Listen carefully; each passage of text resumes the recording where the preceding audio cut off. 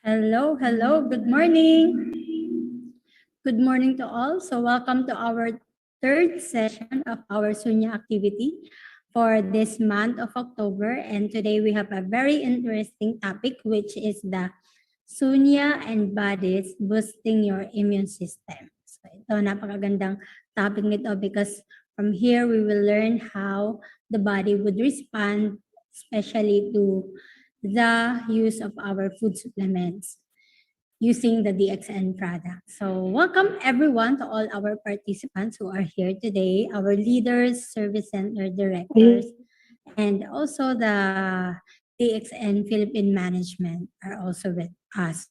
So thank you very much for your time. This is a very early activity, but thank you for taking time to practice with us and learn more about what Sunya can bring to us. So today, please welcome our speaker for today. So let us welcome her with our virtual heart and clap. So by the way, you can use our emoticons if you wanted to engage. You can use the heart emoticons like. And to those who are watching us live on FB, you can also share this to your Facebook page and to your friends who would be interested for this particular activity. So today our speaker is a Sunya Council Guide in the Philippines, and she's also Sunya Red Belt practitioner and a DXN member, a star agent in DXN, and also an access bar practitioner. And just like me, she's also an artist and entrepreneur and also a financial consultant. So let us all welcome our speaker to share with us a beautiful topic about Sunya and bodies with our virtual heart and club, Miss Jenny Nalia. Hello, good morning, everyone. Okay, Good morning. so it's a Monday and another start of the week. And I think the topic today is also related to what was discussed last Monday by Miss Zai Chan. Likewise, we'll just integrate bodies this time, and very timely siya because this month we also celebrate mental health awareness. So it's very important in discussing the immune system and how we can actually boost our immune system, integrate that in our mental health is very important, especially in this interesting time of the pandemic. And how did we get so lucky? You know that other than activities like this, and our CEO, Dr. Lim, contributes tools like Sunya, and his talks that he passionately share with us really help us cope. In my case, personally, since last year, these tools and new products, most especially, shout out dyan sa mga mahilig sa Lion's Mane. We really contributed a lot to, regulating or boosting our immune system and helping our mental health in terms of coping. And everything na nga parang for me personally, I'm so grateful that when I started last year and then the pandemic likewise happened, I'm in this community wherein it focuses more on health, but other than that, wealth and happiness as well. Okay, so I would just like to share a few presentations. This is like a recap lang din of the last time. Okay. But I added more about the parasympathetic state. So later on, I will just discuss that in detail. Kasi interesting enough, there are a lot of materials then online and we are so happy na alam mong parang it gave us a clear picture or idea bakit ba connected ang immune system sa mental health. Ganon. So, we are so grateful with these tools, and that's why we're sharing it so that people are empowered because they have the knowledge now. And pag empowered kasi tayo, sabi nga ni Ka Ernie Baron, pag may knowledge, may power, di ba?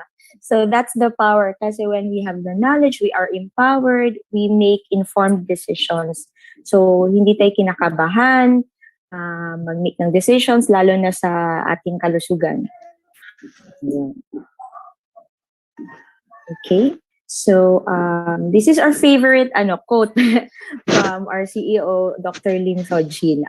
The primary benefit talaga of Sunya is mind-body-spirit integration. Kasi the mind and the body cannot be separated. So, if we can control the body, the mind becomes calm. So, paano ba natin gagawin to?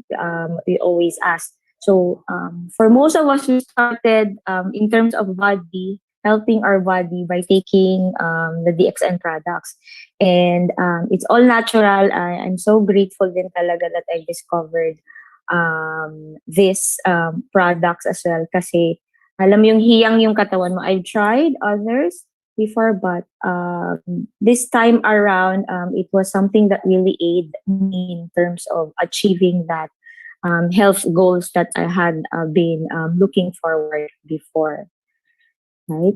So how do we do that? And like I said before, we're so lucky that Dr. Lim is also passionate about sharing what worked for him. Also, it's no longer a secret to his success actually because he shared it to us. So it's meditation and particularly Sunya. So how do we define meditation? My personal definition to that is going back to source.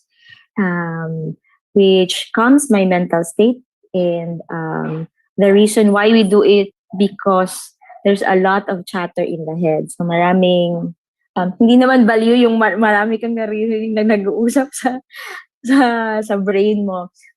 But rather, 'di ba, sobrang daming dumadaan na mga thoughts sa ating utak, and at times kahit na hindi siya yung parang realidad mo ngayon, kahit na past experience siya, dumadaan pa rin siya. And then, parating, sometimes nag-aapekto sa ating daily life kasi parang feeling mo pag nagre-recall ka ng mga past experiences mo, natitrigger, maraming hugot. Kaya nga ang ibang tao sinasabing, ano bang hugot mo? Because meron niyang underlying past experience, kumbaga. So, yun. So, paano ba these thoughts affect our health, or how does it make us sick? Kasi kung ang thoughts ang language ng brain natin, ang feelings naman is the language of the body. So, that's why we feel anger or happiness. So, and then, di ba nararamdaman ng katawan yan, medyo pag galit, ang iba nanginginig. So, yun yung expression or language ng body natin. Kasi for example, sa isip natin, naalala natin yung taong siguro sinaktan ka, or so. Especially yung victims of assault or crime, diba, when they remember that particular moment, some of them, it's already in the past, hindi naman siya nangyayari in the present moment, but their body remembers it. Kasi doon naalala nila yung feeling na takot sila, nanginginig sila. So that's how the body registers memories, kumbaga, and it's language.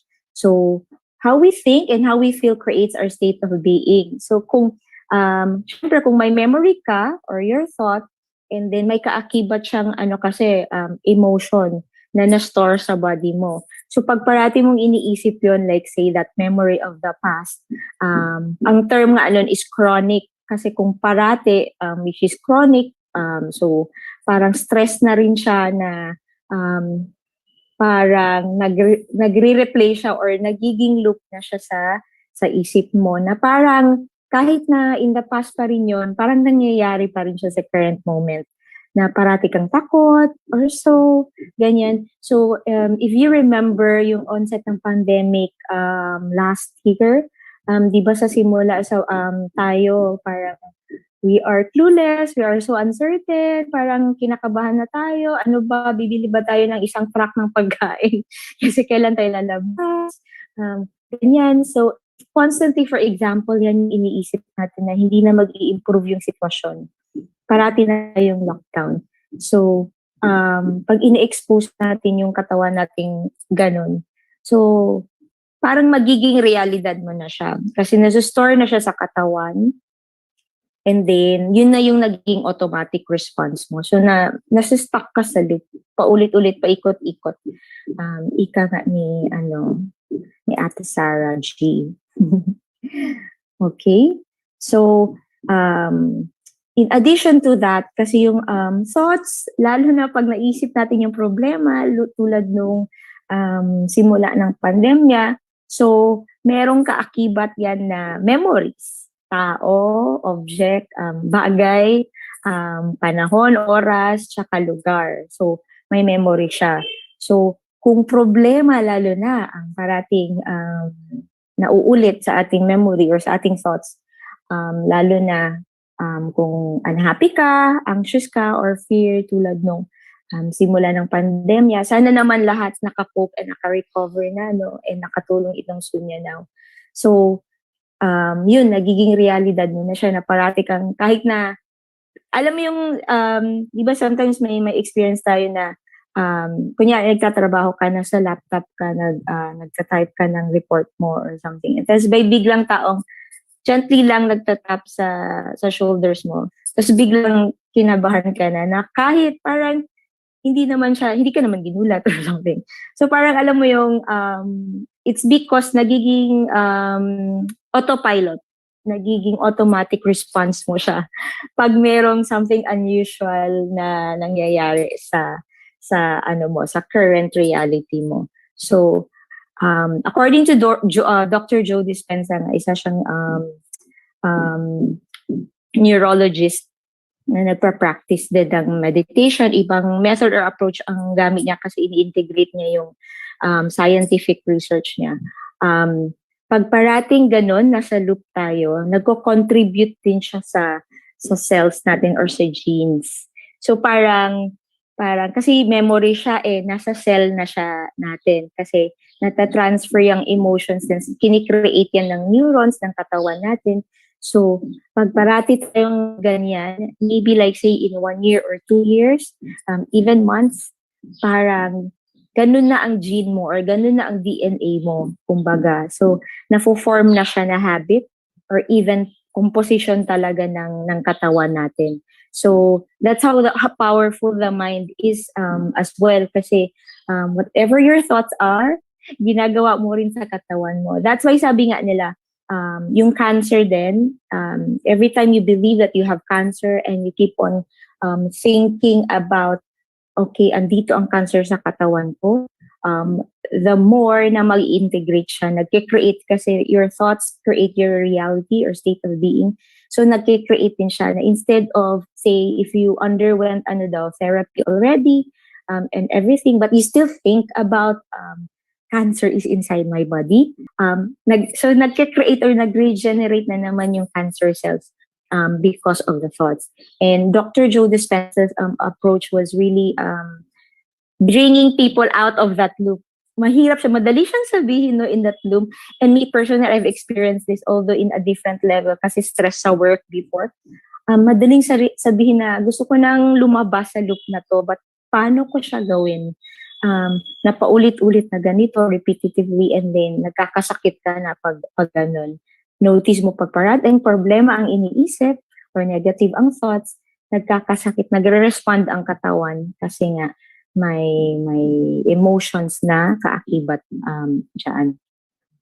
So, here in DXN as well, and of course, practicing Sunya, our approach is holistic.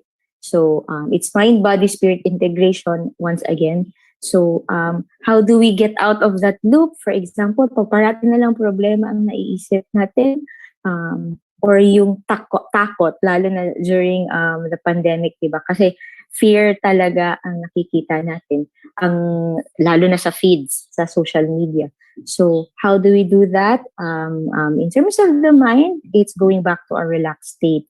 So in terms of body, of course, you already know that we eat healthy food that contributes to us, lalo na sa gut natin, because again, most of the immune system na trabaho is under in our gut. And then likewise, movement, physical activity, kasi it also helps the body generate energy. And then spirit, actually this is also Sunya already, kasi when we practice Sunya and then we are in that zero state already, our mind is calm. So that's it. We're going back to our source or our inner knowing or higher state of consciousness. Kasi kalmado na tayo. Parang not really that we can control everything, but our environment or our external world doesn't affect us anymore. Kasi kalma na tayo eh. Or for example, may darating na problema or issue. Like say sa center, hindi dumating on time yung say mga produkto or so. Kung kalmado tayo, syempre we deal with it, nakakaisip tayo ng solusyon agad, hindi tayo nagre-react, kumbaga. So parang pagkalma, nagagawa ng paraan agad. Ayun. Okay. And then, just like I said, pag isang benefit ng meditation, lalo ng yung Sunya, is that yung external environment natin, it doesn't affect us anymore and it doesn't have any power over us. Kasi nasa loob siya, kasi kalmado tayo, we know ourselves more, and parang yung background noise na lang yan or shadow, yung nasa labas. Like say yung mga news items about the pandemic or even the election, it's upcoming, mga ganon. So the meditation can actually unlock that power, the power within ourselves. And if we focus on love in terms of not just with our family, with our community, with our relatives, but within ourselves. Kasi, diba, we cannot help other people kung tayo hindi rin kalmado, nasa magandang mental state.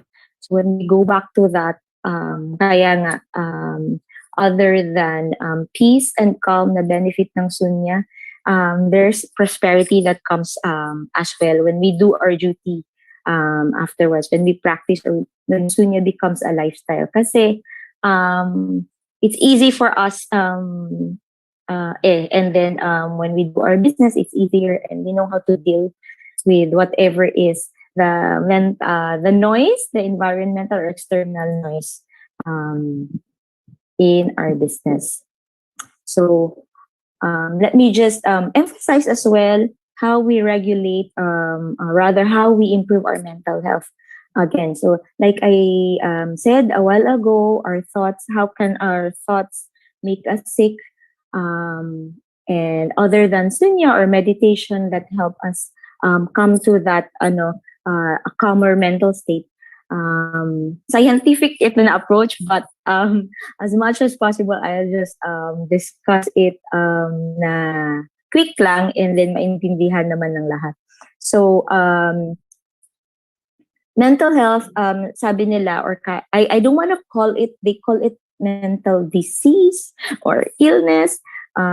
Maybe this is or mental siguro challenge as of the moment. Kasi although when we constantly think of negative thoughts, and nagiging loop na siya na, like say parati ka nang in a state of fear or maybe unhappiness, it's actually a challenge kasi if we empower people that they can actually get out of that loop of thinking about problems or negativity, hindi siya sakit because in a way it's the how we feel or what our state is.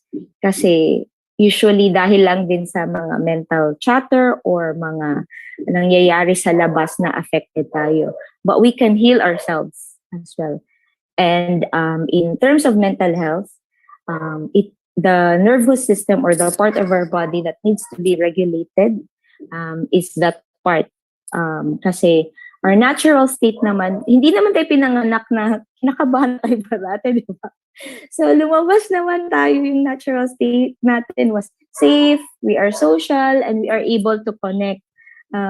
Nung notice mo pa, ang mga bata naman when they started, umiiyak lang sila pag there's something that they need, like milk or food, right? Kasi hindi pa sila nagko-communicate. But generally, hindi naman yun ang natural state natin na unhappy tayo or fearful tayo. So basically, ang natural state natin is kalma lang.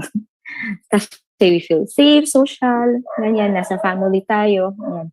And then, next to that, in the sympathetic stage, wherein in survival mode ka or defensive, aggressive. Kasi nga, ang naiisip na natin parati is, there's a threat, there's fear, lalo na nung pandemya. May virus, hindi natin alam ano yun. In a way, and then paano siya patayin ng virus.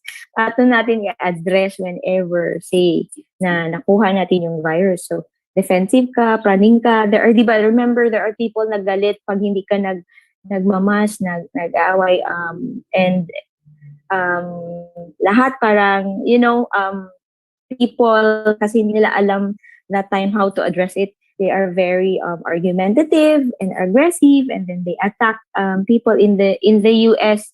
There's a lot of cases like that as well.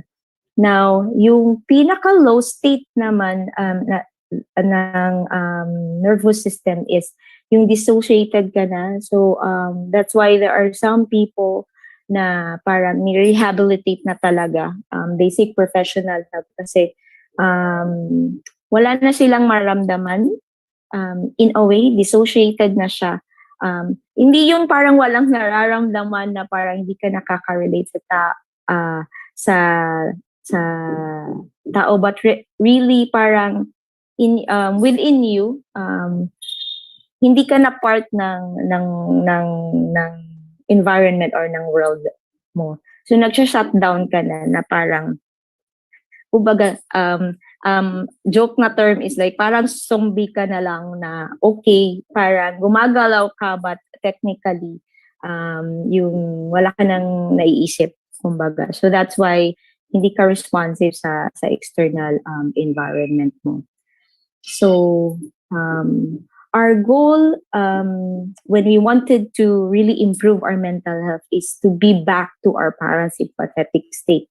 Kasi this is our original state, and we are functioning well, and we are peaceful as well. And how do we do that? How do we calm ourselves? Other than meditation, Dr. Joe Dispenza mentioned that it's also doing what you love, because it brings elevated emotions. The emotions, kung yung negative state, or when we think of problems wherein there's unhappiness, anxiety, and then there's fear. Ang elevated emotions naman is parang yung the opposite of that. Happy tayo, excited tayo, motivated tayo in our daily lives, sa business natin. So, we want to be in that state as well. So, elevated emotions. And another tool to calm our nervous system is basically doing what we love. Yung na-enjoy natin na gawin, like arts, for example, painting. Ang iba dyan, sports. Kasi may ibang tao kasi na kinesthetic, kailangan may movement araw-araw. So nagbabasketball, kung ano-ano. So yun, anything that you love. Merong iba na nagluluto. Diba? So that's why we are looking forward, segue lang yung TikTok challenge natin. So yung iba na feature nila yung mga niluluto. So that's actually a good promo right now, yung TikTok challenge natin, because I know yung magjo-join that dyan, they will share what they love. Other than may iba naman mahilig mag-create ng videos or mag-edit. So that's an example of really doing things that you enjoy or you love. So you're in an elevated emotion, excited ka, happy ka, ganon. So it regulates our nervous system and we're back to our normal state. So doing this daw every day for at least 10 minutes and make that 3 times a day pa can also contribute to a better mental health. So it contributes to our immune system as well kasi kung kalmado tayo, kalmado ang katawan. So therefore, lalo na yung gut, I've explained this, ang gut kasi natin is like our second brain. So actually, they say that we have 3 brains no. So it's the brain that we have in the head, our heart, and then the gut. But it's also connected, the mind and the gut. Kasi pareho yung tinadaluyan nilang part ng body, kumbaga, which is the vagus nerve. So nakikita niyo dyan sa diagram. So from the brain, there's a very long nerve there that connects the heart likewise and the gut. So when we are back to our parasympathetic state, yung kalman state lang na we are joyful, we are happy and excited. So kalmado din ang ating katawan, lalo na ang gut. Kasi the gut, also there are neurons there that creates, that produces chemicals in the body na nagke-create ng emotion din like happiness or so. So pag healthy din ang gut, pag kalmado tayo, healthy ang gut, tapos lalo na pag sinasabayan natin dyan ng apple fermented jam, lahat ng ating mga fermented products dyan. And then likewise, that boosts our immune system because 80% of our immune system is actually done in the gut. So, di ba, researches about the gut has just started, sabi nga nila mga year 2000 lang. So when like for most of us adults now, really did not discuss that in our science classes. And it's only now na we get to read a lot of information about it as well. So, and how did we get so lucky na marami din tayong fermented products. Yan, DXN Morinchi, di ba? Which is really also helpful in addressing cancer. And then, yes, Cordypa, yung isa din yan kasi pag nafe-feel ko rin na yung kumakati na ang throat, di ba? Isa sa mga symptoms. You just, take one shot of Cordipine and then voila, okay, na-address na. Alright? And then, likewise, it contributes sa gut din kasi pag maayos yung pagpupoop natin, wag na tayong mahiya to discuss about poop kasi that means that our gut somehow is really functioning well and healthy tayo kasi kailangang maglabas ng toxin ng katawan, right? And most of it is done in the gut. So grateful that most of our products talaga, if not all, I think it's all naman, really addresses this. We have products that contribute to our healthful gut, wherein the immune system works, 80% of which, most of it. And then likewise, di ba? So hinihit na niya lahat ng target. Eh. So the gut, your overall health, your immune system, and likewise your mental state.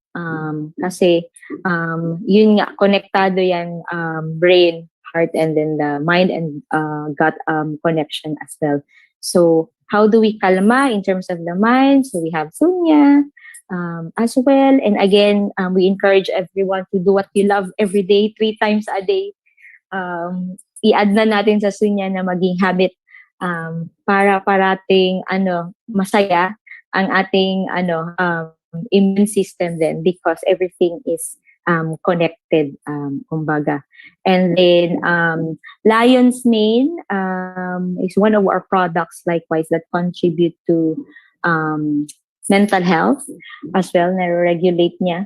And hopefully we can share more of this to our frontliners as well in to our community who wants to address really mental health in their groups or in their organization or in their companies likewise. All right. So ito, a reminder again to return to parasympathetic state, um, or our normal state or our original state. And then grateful that we have Sunya, which is one of the tools to calm our mind. And then, so that's our zero state. So we are back to source, and we can listen within with our inner knowing. Kasi lahat tayo matatalino.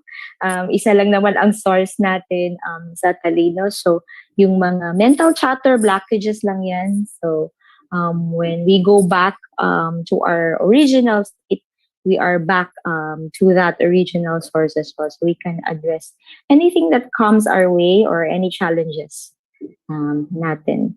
So again, it's a tool to reset, Sunya, to reverse counting, and we have 3 states. The first one is 9 to 0, just to check the mental state, lalo na yun sa mga baguhan pa.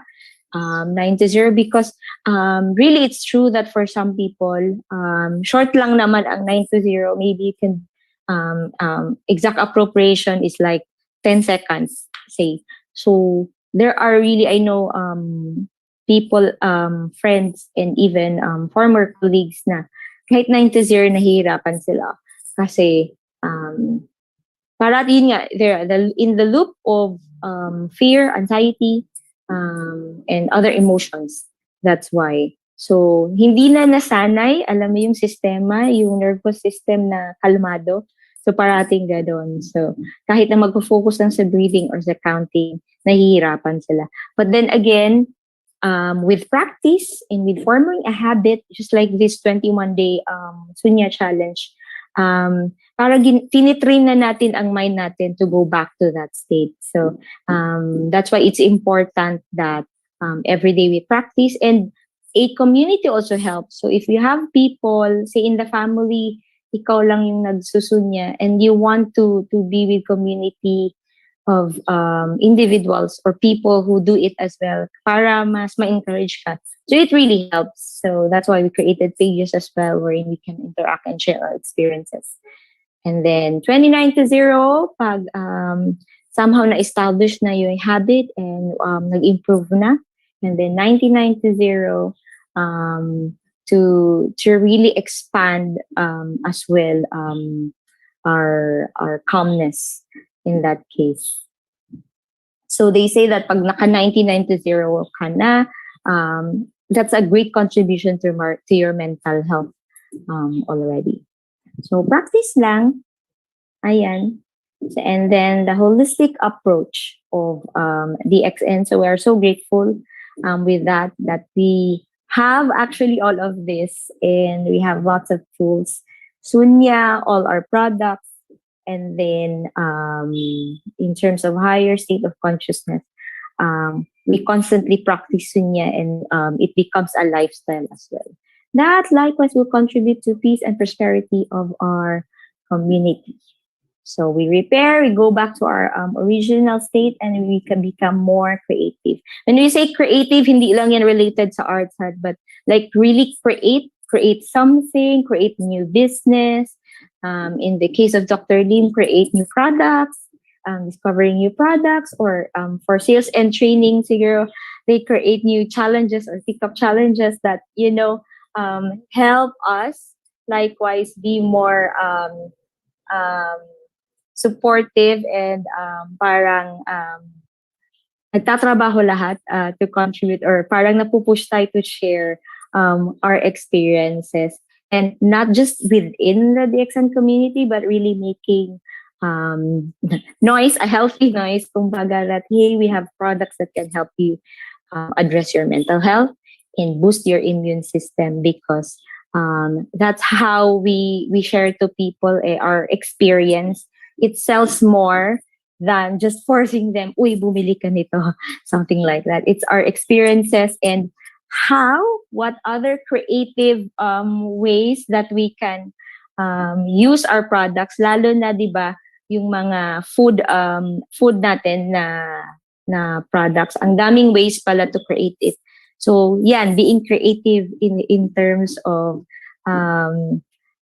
digesting these products as well. So, na-amaze ako sa mga nakikita kong ways Lalo na yung spiridol kasi hindi talaga ako mahilig magluto actually. So when I see people sharing how they do it, pwede palang ganun.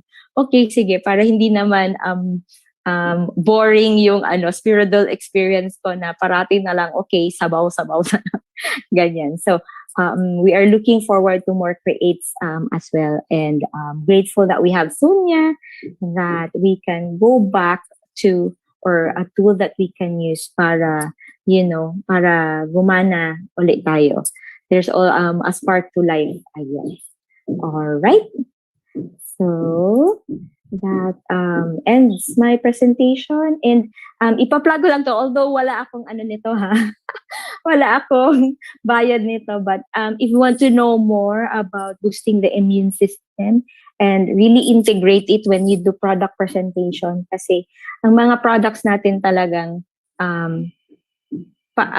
kasama siya sa traditional medicine na nakaka-heal talaga. Cancer, all kinds of diseases, addressing our microbiome. So, kung alam mo, may mga tao kasing gustong nakikinig ng explanation talaga para ma-relate. Bakit ako bibili ng Lion's Mane? Anong andyan?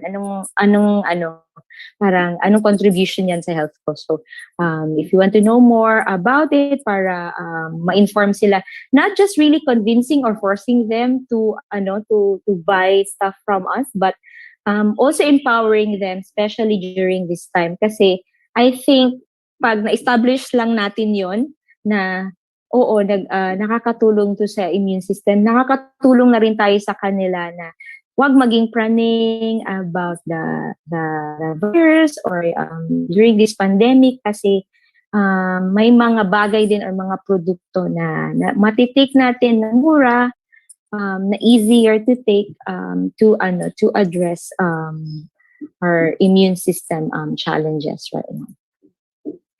Okay. All right. So before we begin our practice of Sunya, do we have questions or clarifications from our viewers? Okay. So Miss Tina already plugged a link here of the Facebook page, Flexibilities Lifestyle Program, where we feature products, the SN products as well, and other ideas how to boost the immune system there. So from time to time we share products and we do challenges, and that we can take yung mga food na nagpo-provide nagko-contribute sa ating gut health. Ayan. Okay. And then Sunya Facebook page as well, Sunya PH. Likewise, you can join that. And Sunya International. All right. I think kung wala po, we can start with our Sunya practice. Sorry. And there's also a WhatsApp group din pala for that. So the link is in the chat box. So you can just check that out. All right. So for today, we can start later on na lang siguro. If we have questions, maybe after Sunya, an idea will pop up as well. Okay. So for those who haven't done our pre-Sunya exercises yet, we can do that. Okay. Si Miss Tina na ata ang ng videos for the for our pre-Sunya exercises. Okay.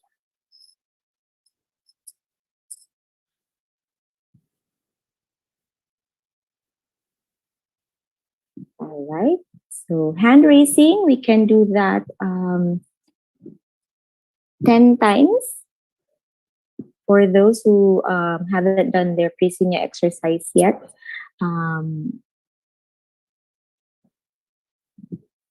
Okay, together.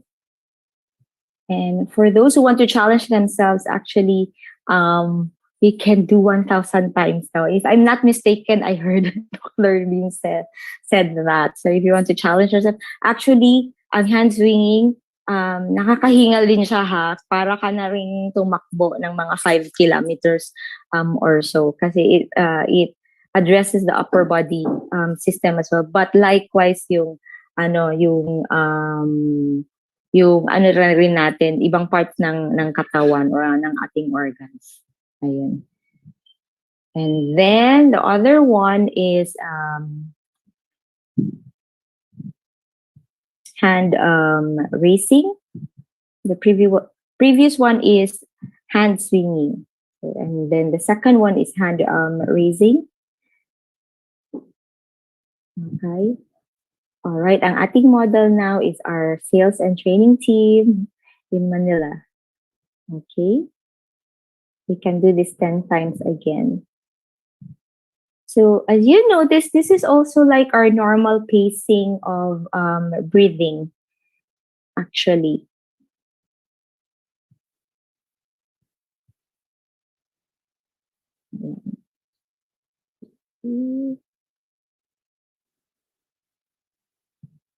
So para kang nag-hug ng tree, kumbaga, hindi yung malawak na tree though, yung tamang tree lang. Actually, magandang advice din to do this in front of the plant because the plant will contribute as well for health. And then to end it, we can close or create like a circular motion towards our belly as well. So having done our pre-Sunya exercises, we may now begin and we can first choose what type of sitting position. So that's Indian sit, yung usual na alam natin relaxed sitting position, or if you're flexible now, you can do half lotus or full lotus. Again, so whatever is comfortable talaga nyo, kasi lalo na yung nagme-meditate na 99 to 0. So at most 15 to 20 minutes yan. So that's quite a long time as well na i-cross natin ang legs natin. So whatever is comfortable for you na sitting position, so you can choose that. Relax kayo. Kasi yun yung objective natin, dapat nasa relaxed state tayo. So yun. Whatever is fun like for you.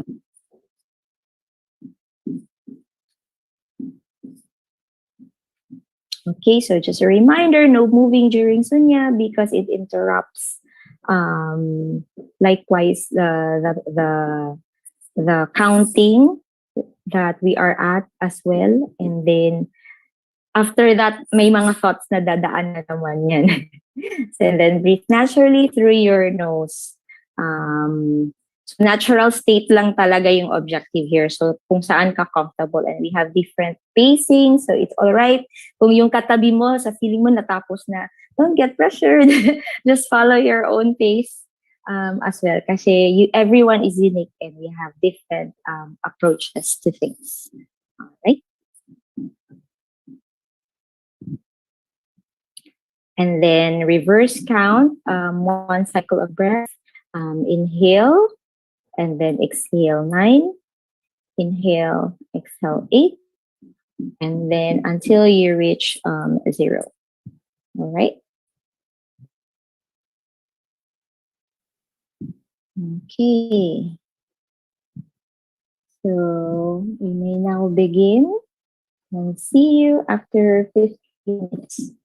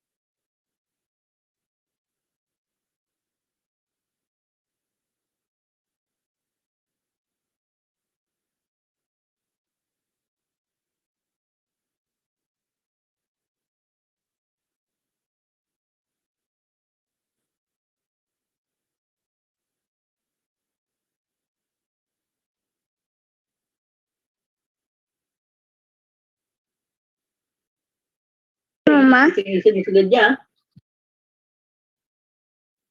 Bata! You wanna play bubble?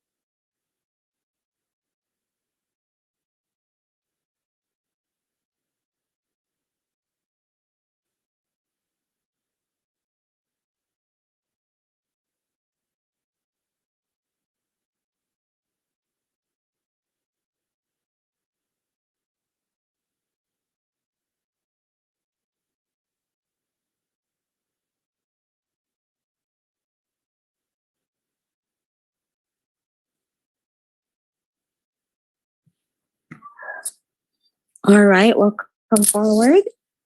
So, although nauna na pala ako, sorry about this. So, post on your head and face massage again. So, we'll rub our palms together. So, this heat, warmth, and energy. So, after meditating, we exit or release energetic vibes that contribute to our environment as well. So, let's have rub our hands together. So, massage your face. So, this is intended to boost the immune system as well, and of course improve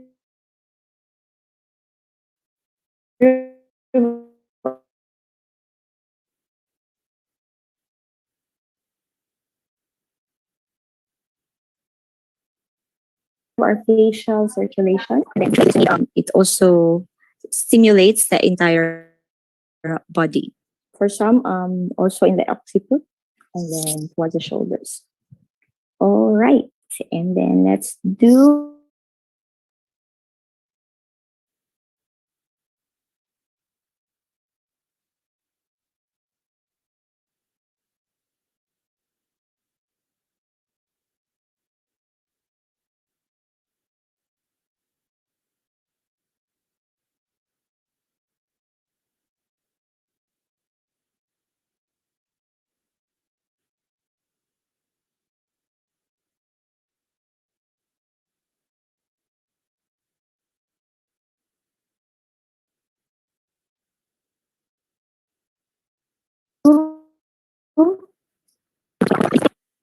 as well para pantay.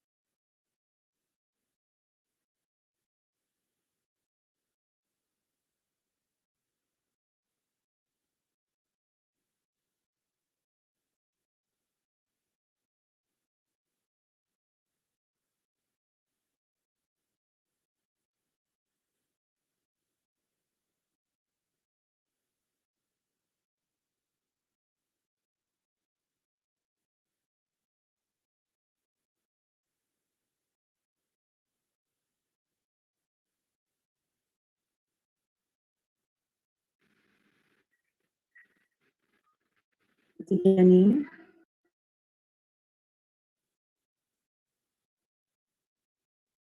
I think naglag lang po si Ate Jenny. Sorry, nag-freeze ang phone ni Ate Jenny. Maybe let's just do the second Sunya. Awesome. Okay. Let's just do the second pre-Sunya exercise. Maybe our sales and training team could demonstrate it. Thank you so much. We'll do it again. So this is the second set. So let's look at Miss Julia while we are waiting for Jenny to come. Awesome. Thank you. So we have two post Sunya exercises. So this involves mga stretching exercise in connection with our topic earlier with Miss Jenny. This is also related to our immune system. Of course, your immune system includes your body. So, of course, movement is required. Your body loves movement. And it doesn't mean movement that you have to, you know, put your body under stress, like what we just mentioned earlier, that the best way to get the most out of our body is when it is in a parasympathetic state.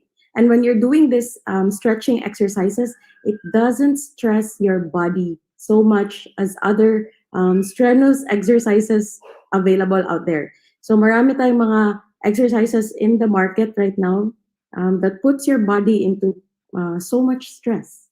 Hindi na din siya fun sa body mo.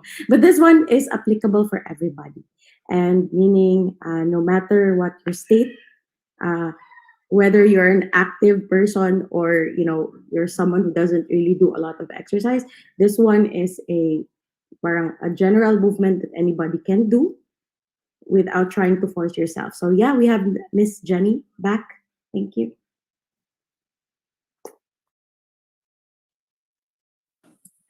Thank you, Miss Tina, and thank you to our sales and training team for being our models as well, for demonstrating or posting the exercises. All right.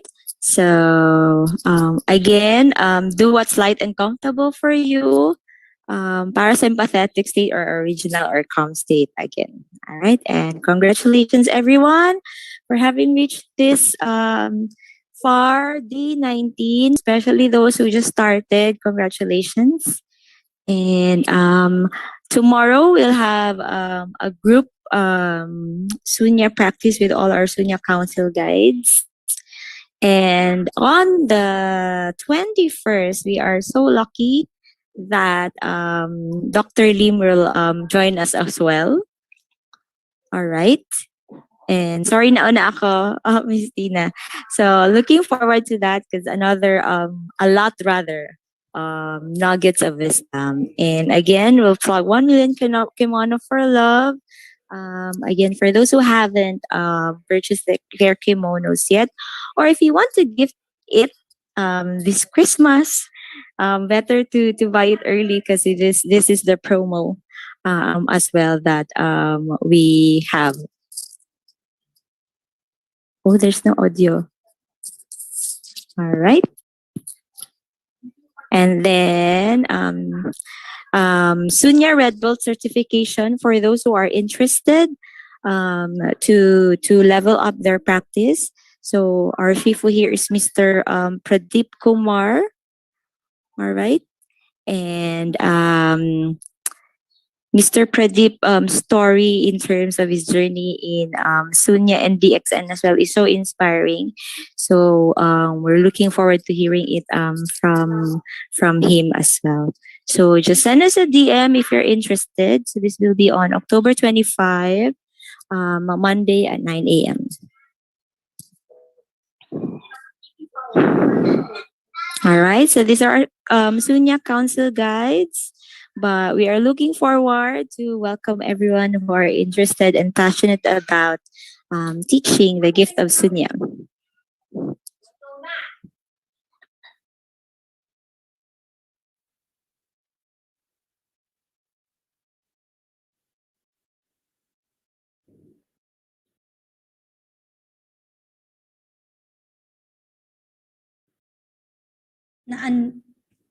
Unmuted. Hi, Miss Jenny, you were unmuted. Yes po. All right. So that just ends our day 19. Congratulations. Thank you very much, Miss Jenny Nalia. Our heart and virtual clap to Miss Jenny. Thank you very much to those who practice with us today and for learning so much about the gut train gut information. So we really need to do cleansing and nourishment. And of course, we also learned the parasympathetic state. We must go back to the relaxed state of mind. So I hope na-relax po tayong lahat. Na-relax ba tayo? Sa mga na-relax, pwedeng mag-thumbs up or pwedeng mag-heart. Sa mga, sa mga nakikinig po sa atin live, thank you for staying with us, practicing with us sa ating mga nakinig sa atin sa FB o nakapanood sa atin sa FB.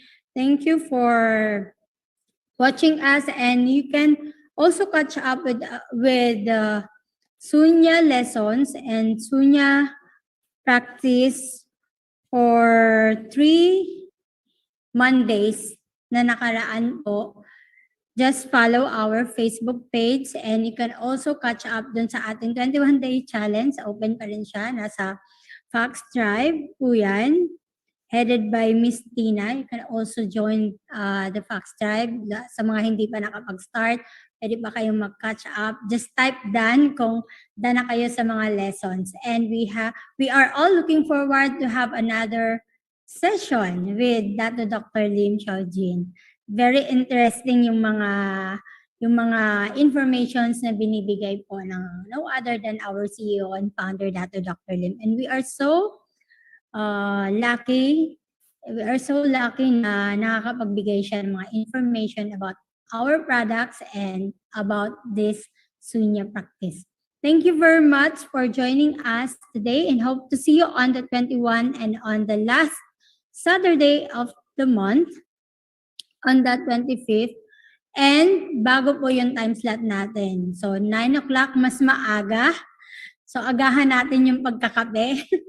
Agahan natin yung breakfast at agahan natin yung tulog pa nila. Hindi tayo relaxed tayo at hindi tayo antokin on the following Monday. Ayan. So, thank you very much, everyone. Thank you again, Miss Jenny. And, by the way, for the next Monday, please do register doon sa GC po natin. Sa lahat po ng nasa Zoom, pakitingnan po yung chat box natin sa Zoom because we have there the link sa mga gusto po na mag-register doon sa ating Red Belt certification with Mr. Pradeep. Yan, nilook forward po natin yan. So, thank you for that and have another wonderful Monday and this week and stay blessed. Good morning, everyone. Bye.